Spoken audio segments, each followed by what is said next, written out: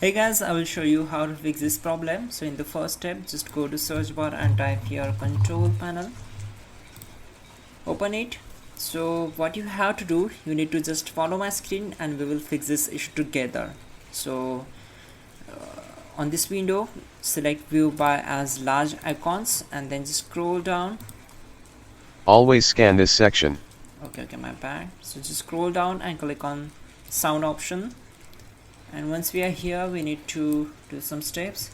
First of all, right click on the speakers, disable it and again enable it.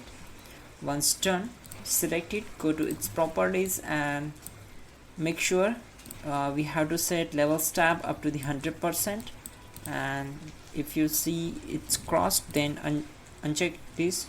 It means enable this option, and just go to enhancements tab and we need to check this option, that is disable all enhancements. Once done, click on apply and then OK. Close all windows one by one and then just right click here on the star icon, go to device manager. Now open the sound video game controllers, right click here, select properties, go to drivers tab, go to update drivers and select the first option. Once done, close the window, again expand audio input and outputs, go to the speakers, right click on it, select properties, go to drivers tab, go to update driver and make sure you are connected with your internet connection, then select the first option.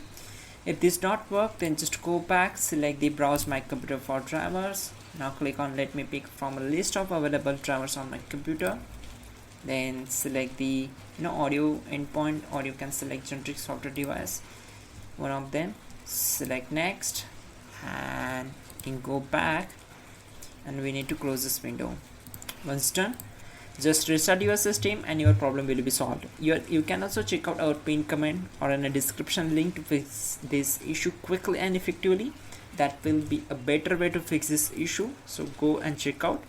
And yeah, like the video and please do subscribe the channel.